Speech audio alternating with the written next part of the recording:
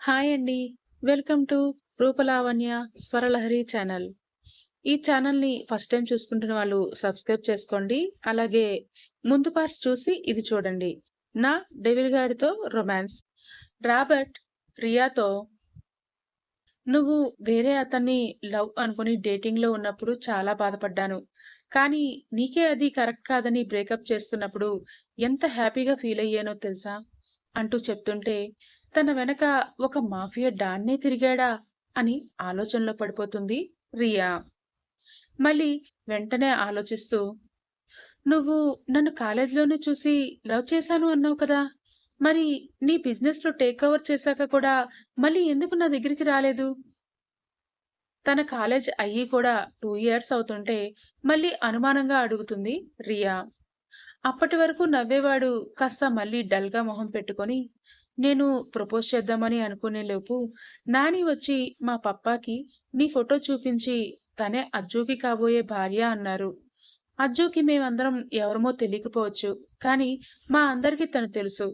అజ్జుని నా అన్నయ్య అనే నాని కూడా చిన్నప్పట్నుంచి నాకు చెప్పేవారు.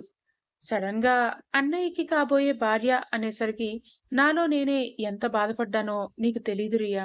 మీ పెళ్లి అన్నప్పుడు కూడా అంటూ కంట్లో తడితో అప్పటి వరకు రియా కళ్ళల్లోకి సూటిగా చూస్తూ మాట్లాడుతున్నవాడల్లా చూపుల్ని పక్కకి మరల్చుతాడు. అతను చెప్తున్నదంతా నిజమే అని రియాకి మెల్లిమెల్లిగా అర్థమవుతూ ఉంటుంది. మాయా బాబీతో అజ్జుబయ్య పెళ్లి అవటం కూడా నా కోసమే అనిపించింది తెలుసా? అంటూ చిన్నగా బ్లష్ అయ్యి మళ్ళీ వెంటనే సర్దుకుంటూ నవ్వుతూ చూసి చెప్తాడు రాబర్ట్. మాయా పేరు వినగానే ఇక్కడ రియా మొహంలో మాత్రం రంగులు మారిపోతాయి. కోపంగా పళ్ళు కొరుకుతూ ఉంటుంది. అది రాబర్ట్ చూసి చేతి మీద మెల్లిగా చెయ్యి వేసి ఏమైంది రియా? అంటాడు నెమ్మదిగా. నువ్వు నన్ను నిజంగా లవ్ చేస్తున్నావా? అదే కోపంతో సర్రుమని రాబర్ట్‌ని చూస్తూ కాస్త గట్టిగా అడుగుతుంది. సడన్‌గా ఏమైందో అర్థం కాక అవును అన్నట్టు తలని నిలువుగా ఊపుతాడు రాబర్ట్. అయితే నువ్వు పెద్ద మాఫియా డాన్‌వి కదా! ముందు దానిని చంపెయ్ అంటుంది కళ్ళల్లో కోపం చూపిస్తూ. ఎవర్ని? షాక్ అవుతూ అడుగుతాడు రాబర్ట్. దాన్నే. ఆ మాయని. అది నన్ను కొట్టింది అంటుంది మూతి బిగించి. అలా చెప్తుంటే అచ్చం చిన్నపిల్లలా అనిపిస్తుంది రాబర్ట్‌కి. అందుకే నవ్వుతుంటే ఎందుకు నవ్వుతున్నావ్? ఉక్రోషంగా ముక్కుపుటాలు ఎగరేస్తూ అడుగుతుంది ఈసారి. ఈసారి బయటికే గట్టిగా నవ్వేస్తూ నువ్విలా చెప్తుంటే చిన్నపిల్లలు చెప్తున్నట్టే ఉంది తెలుసా? అని నవ్వుతూనే ఉంటాడు. నీకు నేను ఏడుస్తుంటే జోక్‌గా ఉందా? ఈసారి మూతిని ముందుకు తీసుకొచ్చి అడుగుతుంటే అప్పటి వరకు కష్టంగా అణుచుకున్న నిగ్రహం అంతా ఫట్మని పేలిపోయి ముందుకు వచ్చి చాలా గట్టిగా ఇద్దరికీ ఊపిరి కూడా ఆడనంత గాఢంగా కౌగిలించుకుంటాడు రాబర్ట్. ముందు షాక్ అయినా వెంటనే ఏయ్ వదులు అంటుంది అతని రాయిలాంటి జబ్బల మీద గట్టిగా కొడుతూ. అలా టచ్ చేస్తుంటే అతని మజిల్స్ ఎంత గట్టిగా ఉన్నాయో తెలుస్తుంటే కొద్దిగా షాక్ అవుతుంది. బాబోయ్! వీడు మా బావ అసలేం తింటున్నారు? ఇంత గట్టిగా ధ్వజస్తంభాల్లా ఉంటున్నారు అనుకుంటూ ఉంటుంది. రియా ఆలోచనలు ఇలా ఉంటే పాపం ఫస్ట్ టైం ఒక ఆడపిల్ల స్పర్శ తగిలి రాబర్ట్‌కి వేరేలా ఉంటుంది. అందులోనూ ప్రేమించిన అమ్మాయి తను ఇంకా ఓకే చెప్పలేదు అన్న విషయం క్షణంలో గాలికి వదిలేసి ఆమె నడుము చుట్టూ చేతుల్ని గట్టిగా బిగించేసి ఇష్టంగా తనలోకి అదుముకుంటూ ట్రాన్స్‌లోకి వెళ్ళిపోతాడు రాబర్ట్. ఓయ్! ఓయ్! ఏం చేస్తున్నావ్? నా బోన్స్ బ్రేక్ అయ్యేలా ఉన్నాయి. ఎంత డాన్‌వి అయితే మాత్రం ఆడపిల్లని ఎలా హగ్ చేసుకోవాలో కూడా తెలీదా నీకు? ఊపిరి ఆడకుండా పట్టుకుని నలిపేస్తుంటే ఉక్కిరిబిక్కిరి అయిపోతూ అరుస్తుంది రియా. అక్కడ రెస్టారెంట్‌లో డెవిల్ ఆడియో ఫైల్ అంతా విన్నాక డాడీకి ఇన్ని బిజినెస్‌లుండగా కూడా మాఫియా డాన్‌తో కనెక్షన్ పెట్టుకుని సంపాదించాల్సినంత అవసరం ఏముంది ఆయనకి? ఎంత ఆలోచించినా డెవిల్‌కి అర్థం కావట్లేదు. సడన్‌గా ఏడుస్తున్న డెవిల్ అతని మూసిన కళ్ళ మాటున నీతికి, నిజాయితీకి పెద్దపీట వేసే తన తల్లి కల్పన కనిపించి భయంతో ఉలిక్కిపడుతూ కళ్ళు తెరుస్తాడు. మామ్! మామ్‌కి ఈ విషయాలు తెలిస్తే అసలు తట్టుకోగలదా? అని కుడి చేతి చూపుడు వేలు బొటనవేలితో కళ్ళ దగ్గర పెట్టుకొని కాసేపు అలాగే మౌనంగా ఉండిపోతాడు. సార్ కాఫీ అని గట్టిగా అరిచి టక్‌మని సౌండొచ్చేలా డెవిల్ ముందు కాఫీ కప్ పెట్టేసి వెళ్ళిపోతాడు అక్కడి బాయ్. ఆ సౌండ్‌కి మళ్ళీ కళ్ళు విప్పి చుట్టూ చూస్తాడు డెవిల్. మెల్లిగా వేడి కాఫీ సిప్ చేస్తూ విలియం, వసంత్ మాటల్ని మళ్ళీ మళ్ళీ గుర్తు చేసుకుంటూ ఉంటే సడన్‌గా డెవిల్‌కి ఫ్లాష్‌లా ఒక్కో మాట గుర్తు వస్తూ ఉంటాయి. అందుకే మళ్ళీ ఆ ఆడియో ఫైల్‌ని ప్లే చేస్తాడు డెవిల్. మీరు చెప్పినట్టే ఆ అమ్మాయిని, అరుణ్‌ని చంపడానికి డైరెక్ట్‌గా రాబర్ట్ సార్‌నే వెళ్లారు సార్ అని విలియం చెప్పగానే పాజ్‌లో పెట్టేసి, అంటే డ్యాడీనే మాయ, అరుణ్‌లని చంపమని చెప్పారా? అంటే రోహన్ మీద అటాక్ చేసింది కూడా అని ఒక్క క్షణం డెవిల్‌కి బ్రెయిన్ స్ట్రక్ అయినట్టు అయిపోతుంది. అంతకు మించి కూడా తనకు తెలియనివి చాలానే ఉన్నాయి అని అతనికి అర్థమవుతుంటే ఆ ఆలోచనలు సుడిగుండంలా చుట్టేస్తూ ఉంటాయి. వెంటనే అతనికి తలనొప్పి మొదలైపోతుంది. మెల్లిగా లేస్తాడు. మొట్టమొదటిసారి శరీరంలోని శక్తిని అంతటినీ ఎవరో లాగేసుకున్నట్టు నీరసంగా అనిపిస్తూ ఉంటుంది డెవిల్‌కి. అడుగులు వేస్తుంటే చిన్నప్పటి నుండి అన్నింట్లో తన తండ్రినే ఆదర్శంగా తీసుకున్నది. అతని దృష్టిలో వసంత్‌కి ఉన్న ఆకాశమంత స్థానానికి ఇప్పుడు తెలుస్తున్న విషయాలని మెదడు మొద్దుబారిపోయినట్టు అనిపిస్తూ ఉంటుంది. మళ్ళీ మెల్లిగా బైక్‌పై ఇంటికి స్టార్ట్ అవుతాడు. అక్కడ్నుంచి ఎలా ఇంటికి వచ్చాడో కూడా అతనికి సరిగ్గా గుర్తే లేదు. ఈ విషయాలు తల్లికి తెలిస్తే ఆమె బతికి ఉంటుందా అని లోలోపలే భయం కూడా మొదలవుతుంది డెవిల్‌కి. ఎప్పుడూ తలపైకి ఎత్తుకొని గంభీరంగా తాను, తన కుటుంబం ఏ తప్పు చెయ్యలేదని గర్వంగా రొమ్ము విరుచుకుని తిరిగేవాడు. ఇప్పుడు తన తలని నేలకి రాసిచ్చినట్టు వేలాడే మొహంతో ఇంట్లోకి అడుగుపెడతాడు డెవిల్. డెవిల్ వచ్చేలోపు ఏం చేయాలో చెప్తాను. ముందు నాతో రా అంటూ మాయని లాక్కుపోతూ ఉంటుంది అంతర్. ఇప్పుడేం చేయాలే అని విసుక్కుంటూ అంతర్తో కిందకి వెళ్తుంది మాయ. డైరెక్ట్‌గా కిచెన్‌లోకి లాక్కెళ్ళి కాఫీ కూడా తాగకుండా వెళ్ళిపోయాడు అన్నావు కదా! ఎలాగా వచ్చేసరికి లంచ్ టైమ్ అయిపోయేలా ఉంది. అందుకని మన చేత్తో మన మొగుడికి ఇష్టమైన ఐటెమ్స్ అన్నీ చేసి పెడదాం. రా రా అంటూ అక్కడ ఎవరూ లేకపోవడంతో అంతర్ కూడా హెల్ప్ చేస్తూ ఉంటుంది మాయ పాపకి. మాయ మాత్రం చిన్నగా నవ్వుకొని అలాగేలే దీనికే ఇంత బిల్డప్ ఇవ్వాలా? అంటే ఇది స్టార్టింగ్ అమ్మా! నెక్స్ట్ ఏం చేయాలో చెప్తాగా అంటూ అంతర్ పక్క నుండి గైడ్ చేస్తుంటే అన్నీ డెవిల్‌కి ఇష్టమైనవే అతనికి నచ్చేటట్టు వంట చేస్తూ ఉంటుంది మాయ.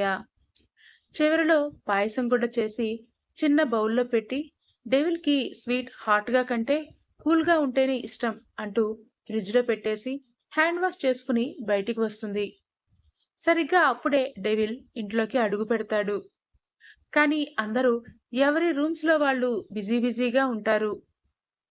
ఆ రోజు మధ్యాహ్నంకి మాయని చంపడానికి మనుషులు వస్తున్నారని, ఎలా మాయని చంపాలా అని వీరేంద్ర, వసంత్ రూమ్ లాక్ చేసుకుని వాళ్ళలో వాళ్ళే ప్లానింగ్‌లో ఉంటారు.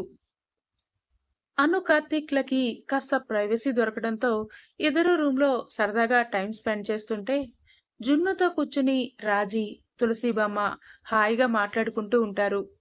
వాళ్ళకి కల్పన ఫ్రూట్స్ కట్ చేసి ఇస్తూ కంపెనీ ఇస్తూ ఉంటుంది. ఇప్పుడు మాయ తింగరి మాటలకి, పనులకి డెవిల్ రియాక్షన్ మరి ఎలా ఉండబోతోందో నాకు తెలీదు మరి. ఓయ్ ఓయ్ ఏం చేస్తున్నావు? నా బోన్స్ బ్రేక్ అయ్యేలా ఉన్నాయి. ఎంత డాన్‌వి అయితే మాత్రం ఆడపిల్లని ఎలా హగ్ చేసుకోవాలో కూడా నీకు తెలీదా? ఊపిరి ఆడకుండా పట్టుకుని నలిపేస్తుంటే ఉక్కిరి బిక్కిరి అయిపోతూ అరుస్తుంది రియా పాప. సారీ అంటూ కంగారుగా ఆమెని వదిలేసి టెన్షన్‌గా దూరం జరుగుతూ ఆమెని తీక్షణంగా చూస్తాడు రాబర్ట్. అతని టెన్షన్‌కి, అంత కోపంలోనూ నవ్వు వస్తుంది రియాకి. లేదంటే ముంబైకి పెద్ద డాన్ అంటున్నాడు. కానీ ఆడపిల్లని పట్టుకోగానే ఇలా అయిపోతున్నాడేంటి అని ఆమె లోలోపలే నవ్వుకుంటూ ఉంటుంది. కానీ అతనికి కనిపించకుండా మళ్ళీ వెంటనే నార్మల్ అయిపోయి, చెప్పు ఆ మాయని చంపేస్తావా నా కోసం? ఊరికే వద్దులే. కావాలంటే నీకు మా మావయ్యతో చెప్పి 2,00,000 ఇప్పిస్తాను అంటుంది బేరం మాట్లాడుతూ. అంత పెద్ద మాఫియా డాన్ కోట్లలో ఎప్పుడూ డీలింగ్స్ చేస్తూ ఉంటాడు. మామూలుగా రోజులో అరగంట కూడా రెస్ట్ తీసుకునే గ్యాప్ కూడా అతనికి ఉండదు. కానీ ఇప్పుడు ఆమె కోసం అన్నిటినీ వదిలేసి వచ్చేశాడు. అలాంటిది ఇలా 2,00,000 ఇస్తా అని రియా అంటుంటే ఎంత ఆపుకోవాలని ట్రై చేస్తున్నా నవ్వు ఆగక గట్టిగా పకపక నవ్వేస్తాడు రాబర్ట్. రాబర్ట్! ఎందుకు నవ్వుతున్నావు? నవ్వక మరేం చేయాలి? నేనెవరో చెప్తుంటే నీకు పూర్తిగా తెలియలేనట్టుంది. అందుకే ఇలా 2,00,000 అంటూ అది కూడా మా బాస్‌తో ఇప్పిస్తాను అంటున్నావు అంటాడు. ఓకే. ఓకే. మా మావయ్యనే మీ బాస్ కదా! సో, ఆయనతోనే చెప్పిస్తే? అప్పుడు నీకు ఓకే కదా! అంటుంది నుదురు చిట్లిస్తూ. ఆ మాటకి రాబర్ట్ మొహంలో నవ్వు పోయి ఒక్కసారిగా సీరియస్‌గా మారిపోతుంది. ఆల్రెడీ నాని మాయాబాబిని చంపమని ఇంతకు ముందే చెప్పారు రియా. నేను ట్రై చేశాను కూడా అంటూ హాస్పిటల్లో జరిగింది చెప్తాడు. రియా కొద్దిగా షాక్ అయ్యి, నిజమా? బావ నిన్ను షూట్ కూడా చేశాడా? అని షాక్ అవుతూ అడుగుతుంది. అవును అన్నట్టు తల ఊపుతాడు రాబర్ట్. గట్టిగా నిట్టూర్చి, నిజమేలే. బావ ఉండగా తనని చంపటం కష్టం. పోనీలే, అప్పుడు మిస్ అయితే ఏమైంది? ఇప్పుడు నేను కూడా నీకు హెల్ప్ చేస్తాను. ఈసారి చంపేయ్ అంటుంది మాయని తలుచుకుని కచ్చగా మొహం పెట్టి రియా. అదంతా సైలెంట్‌గా చూస్తూ ఉంటాడు రాబర్ట్. ఒక్క మాట కూడా మాట్లాడాడు. ఏంటి అలా సైలెంట్‌గా ఉన్నావు? చెప్పు. దాన్ని చంపేస్తావా? అతని వైపు తిరిగి నిలదీస్తున్నట్టే అడుగుతుంది రియా. అలాగే అంటాడు ఆమెనే సూటిగా చూస్తూ. వెంటనే రియా మొహంలో సంతోషంతో కూడిన నవ్వు వస్తుంది. అది రాబర్ట్ చూసి, కానీ ఎందుకో చెప్పు నాకు అంటాడు. అతని గొంతులో ఇంతకు ముందు వరకు ఉన్న సౌమ్యత గాని, ప్రేమ గాని ఉండదు. గాంభీర్యంగా అడుగుతాడు. ఎందుకేంటి? చెప్పా కదా నీకు. అది నన్ను కొట్టింది అంటుంది మళ్ళీ పెదాలు బిగించి. ఎందుకు కొట్టింది? అని మళ్ళీ అడుగుతాడు. అప్పటికే మాయ గురించి, తన ఫ్యామిలీ గురించి మొత్తం కనుక్కుని ఉంటాడు రాబర్ట్. రోహన్ కోసం డెవిల్‌ని చంపడానికి వచ్చిందని తప్ప మిగతా అంతా మాయ మంచితనమే కనిపిస్తుంది రాబర్ట్‌కి. అందుకే వసంత్, రోహన్‌తో పాటు ఆమె ఫ్యామిలీని కూడా అప్పుడే చంపేయమన్నా కూడా ఎందుకో అలా చేయలేక రోహన్‌ని మాత్రమే చంపి మిగిలిన ఫ్యామిలీ మెంబర్స్ అందరినీ వదిలేస్తాడు. మళ్ళీ బయటే ఉంటే వసంత్‌కి వెంటనే తెలిసిపోతుంది అనే వాళ్ళని కిడ్నాప్ చేయమని తన మనుషులతో చెప్తాడు. కానీ ఆ మాటలు మాయ ఫ్రెండ్ రీతు వినేసి అరుణ్ వాళ్ళకి చెప్పి వాళ్ళని దూరంగా తీసుకుని వెళ్ళిపోతుంది. అప్పుడు చెప్తా అన్నా కదా రాబర్ట్ ఎందుకు వాళ్ళని వదిలేశాడో ఇప్పుడు చెప్పేశాను. అంటే నేను కాదు లారీ గారే చెప్పారు. బట్ కథ రాసిందైతే నేనే కదా! అందుకే. ఎందుకేంటి? అసలు ఫస్ట్ తను పరిచయం అయినప్పటి నుండే నన్ను ట్రాప్ చేస్తూ వచ్చింది తెలుసా? అంటూ పబ్‌లో తనని కాపాడాను అంటూ మాయ ఇంటికి తీసుకువెళ్లడం. ప్రియా ఏమో డెవిల్‌తో ఆమెకి పరిచయం చేయటం. డెవిల్ మాయని లవ్ చేస్తే పెళ్లిలో హెల్ప్ చేయటం. ఇంటికి వచ్చాక జరిగినవి. మాయ వల్ల ముందు కల్పన, తర్వాత హాస్పిటల్‌లో కార్తీక్, రీసెంట్‌గా మాయ కొట్టడం అన్నిటినీ చెప్తుంది రాబర్ట్‌కి రియా. కానీ అన్నిటినీ రాబర్ట్ కూడా ఓపికగా వింటాడు. నన్ను అంతలా అవమానించిందది. ఊరికే వదిలేస్తానా? నేనంటే ఏంటో చూపించేత్తా దానికి? మళ్ళీ చిన్నపిల్లలా మొండిగా అంటుంటే అలా ఆమెనే చూస్తూ ఉంటాడు రాబర్ట్. ఇక్కడ ఇంట్లో డెవిల్ కోసం మాయ వంట అంతా చేసి చివరిలో పాయసం కూడా చేసి చిన్న బౌల్‌లో పెట్టి డెవిల్‌కి స్వీట్ హాట్‌గా ఉంటే కంటే కూల్‌గానే ఇష్టం అని ఫ్రిడ్జ్‌లో పెట్టేసి హ్యాండ్ వాష్ చేసుకుని బయటికి వస్తుంది. సరిగ్గా అప్పుడే డెవిల్ ఇంట్లోకి అడుగుపెడతాడు. వెంటనే మాయ మొహం వెలిగిపోతుంది. వచ్చాడే మన మొగుడు. ఇంకా అలా 'జల్సా' సినిమాలో ఇలియానాలా 10 సెకండ్స్ లేట్ చేయకుండా సునీల్‌లా ఫాస్ట్‌గా వెళ్లి చెప్తాను. ఈ రోజు నీ ప్రేమలో మన డెవిల్ తడిసి ముద్దైపోవాలంతే అంటూ వెనక నుండి వెన్నుతట్టి ముందుకు తోస్తుంది అంతర్. డెవిల్ దగ్గర ఎంత చనువు ఉన్నా అప్పటి వరకు అంతర్ చెప్పిన చిలిపి పనులు తనే ముందుగా మొదలుపెట్టి డెవిల్ మీద పడాలంటే సిగ్గు ముంచేస్తూ ఉంటుంది మాయకి. అందుకే బుగ్గలు ఎర్రగా చేసుకుని మెల్లిగా ముందుకు వెళ్లి డెవిల్ ముందు నిల్చుంటుంది. కానీ డెవిల్ కనీసం ఎదురుగా మాయ ఉన్నది కూడా గమనించినట్టే వేరే స్టేజ్‌లో ఉంటాడు. అలా డల్‌గా నడుస్తూ మాయ అడ్డుగా వస్తే పక్కకి జరిగి రూమ్‌లోకి వెళ్ళిపోతాడు. ఏంటి అలా వెళ్ళిపోయాడు? కనీసం నీ వైపు కూడా చూడలేదు? బుంగమూతితో అంటుంది అంతర్ మాయ పక్కకు వచ్చి. కానీ మాయ అప్పటికే ఏదో సెన్స్ చేసినట్టు నవ్వు మొహం పోయి, లేదే ఏదో జరిగింది. నే నేనిప్పుడే వస్తాను అంటూ కంగారుగా అంతర్‌ని కూడా అర్ధాంతరంగా వదిలేసి డెవిల్ వెనకే పరిగెడుతూ వెళ్ళిపోతుంది మాయ. ఉఫ్! దీనికి చెప్పి వేస్ట్. నేను హాయిగా హాట్ హాట్ పాయసం తింటా అంటూ మళ్ళీ కిచెన్‌లోకి వెళ్ళిపోతుంది అంతర్. లోపలికి వెళ్ళేసరికి బెడ్ రెస్ట్‌కి ఆనుకుని తల వెనక్కి వాల్చి ఒక కాలు బెడ్ మీద మడిచి ఇంకో కాలు కిందకి వేలాడదీసి కళ్ళు మూసుకుని కనిపిస్తాడు డెవిల్. ఎప్పుడు ఇలా డెవిల్‌ని చూడని మాయాకి ఏవో నెగెటివ్ వైబ్రేషన్స్ తగులుతూ ఉంటే గుండె ధైర్యం చేసుకుని మెల్లిగా లోపలికి వెళ్ళి డెవిల్ దగ్గరికి వెళ్తుంది. కళ్ళు మూసుకునే ఉన్నా కూడా ఆ కనురెప్పల లోపల కనుగుడ్లు అటు ఇటు తిరుగుతూ ఉంటాయి. అతని మనసులో ఏదో అలజడి ఉందని మాయకి అర్థమై మౌనంగా బెడ్‌కి ఇంకో పక్క నుండి మీదకి వచ్చి డెవిల్‌కి పక్కగా కూర్చుంటుంది. అప్పటికి కూడా డెవిల్ కళ్ళు తెరవడు. మెల్లిగా అతని చేతి మీద ఆమె చేతిని వేస్తుంది. ఉలిక్కిపడి కళ్ళు తెరిచి చూస్తాడు డెవిల్. అతని కళ్ళు ఎర్రగా కనిపిస్తాయి. కానీ కోపంగా లేదని అర్థమవుతుంది ఆమెకి. అతనికి మాత్రం కనుబొమ్మలు ముడిచి బ్లాంక్ ఫేస్‌తో చూస్తున్న మాయ కనిపిస్తుంది. ఆ సమయంలో ఎవరితోనూ మాట్లాడాలని అనిపించకపోతుంటే, "బుజ్జమ్మా, కాసేపు నన్ను ఒంటరిగా వదిలేయ్ ప్లీజ్" చాలా నెమ్మదిగా అంటాడు. అతని గొంతు అప్పటికే చాలా సేపటి నుంచి లోలోపలే ఏడుస్తూ ఉండడంతో పట్టేసి మాట కూడా సరిగ్గా రాదు. వెంటనే పోల్చేస్తుంది మాయ.